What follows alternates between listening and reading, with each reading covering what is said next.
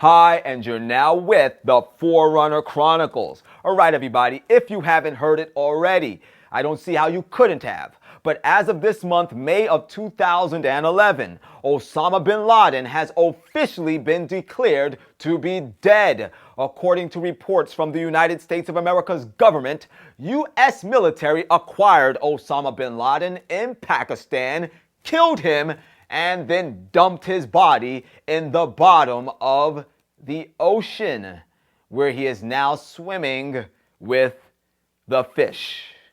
Now, if I don't seem too impressed or too enthusiastic about this information, it's because I'm not. I want another opinion.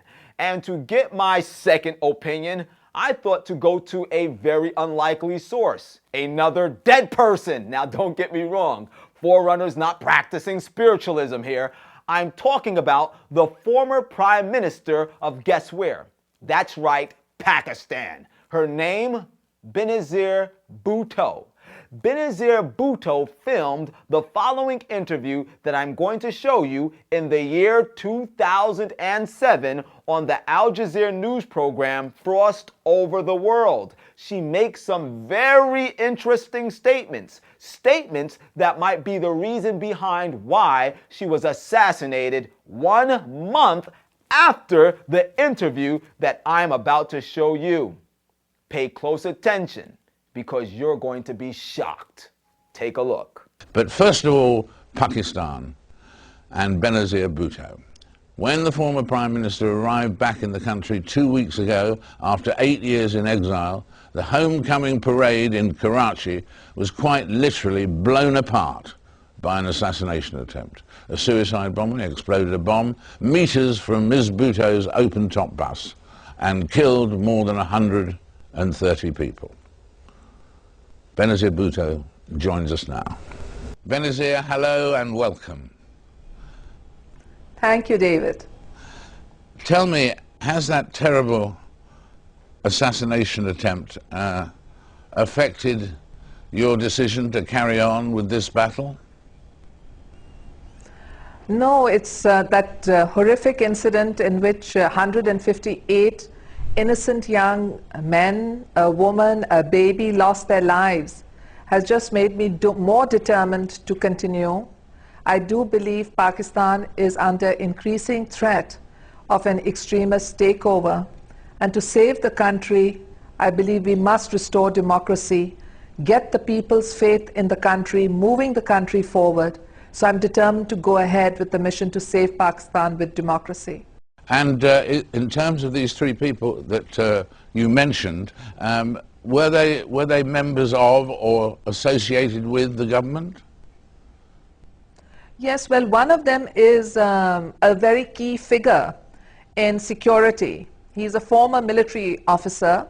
He is someone that has had dealings with Jaish-e-Mohammed, one of the banned groups, with Maulana Azhar, who was in an Indian jail for decapitating 3 British tourists and 3 American tourists.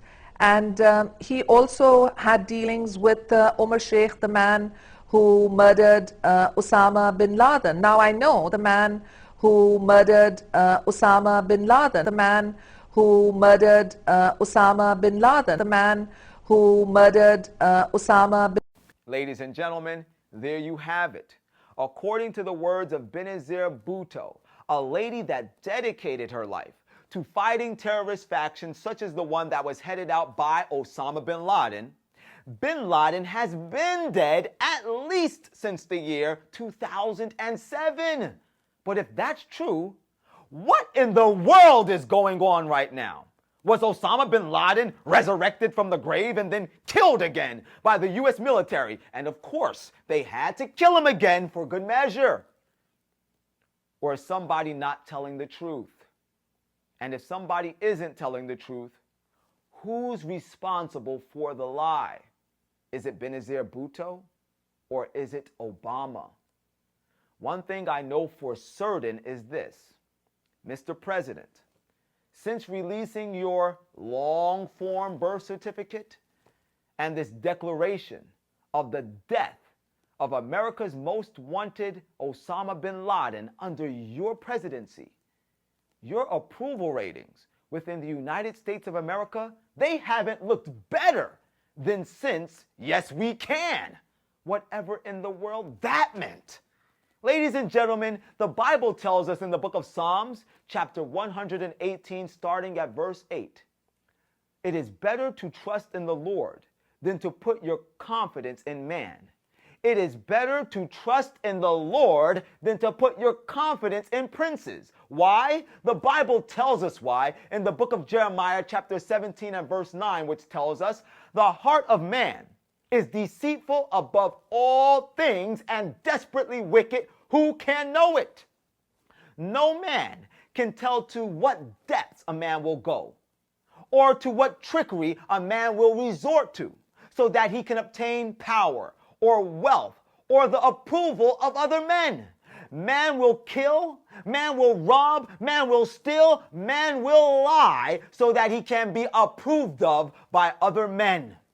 But one thing we can know for a certainty is this: God does not have to kill a man that is already dead so that he can be approved of by humanity, because God is approved of all by himself because he is the creator.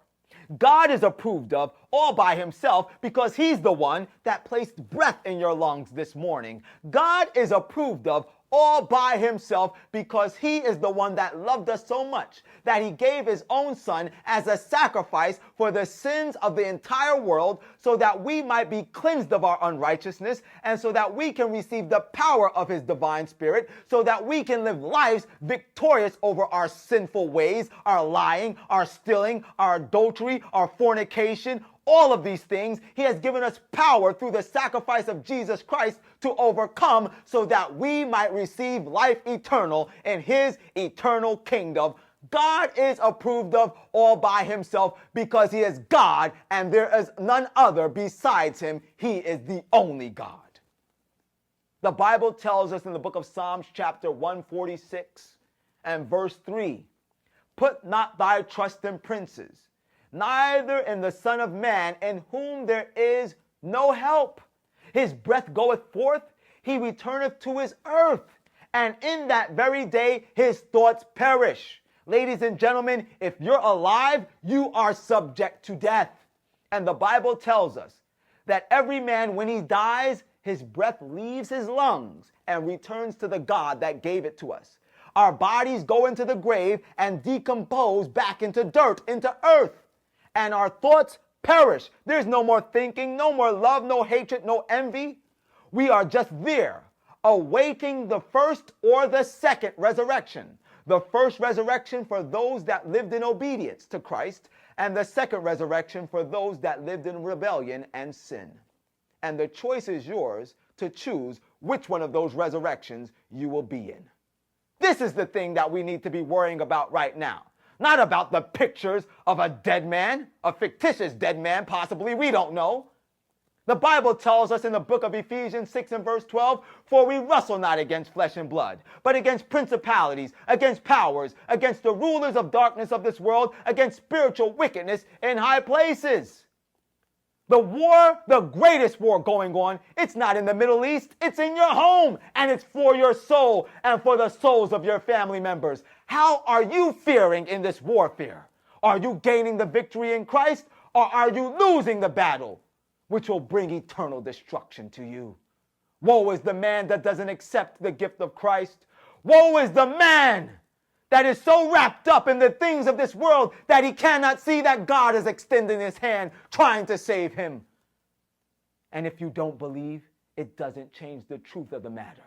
For the Bible tells us in Romans 3, starting at verse 3, for what if some do not believe? Shall their unbelief make the faith of God without effect? God forbid. Yea, let God be true and every man a liar, as it is written, that thou mightest be justified in thy sayings, and that thou mightest overcome when thou art judged. God will always be judged true. I pray that none of you will be judged a liar because you refuse to accept the sacrifice of Jesus Christ. Can you imagine the terrorist actions that are getting ready to transpire within the borders of the United States of America as a result of this declaration of the killing of Osama bin Laden. Rogue terrorists going out, blowing up buildings, blowing up anything in vengeance for Osama bin Laden. Will you be a casualty of the next terrorist action? And if you're not, don't you realize that the next terrorist act is going to bring a transformation to the government of the United States of America, which is going to usher in a time of trouble such as never has been seen before? Are you preparing for the events that are right before us? Ladies and gentlemen, focus your mind. Jesus is coming. Are you ready to meet your God? This is the Forerunner. And as always, whether you like it or not, the truth is the truth.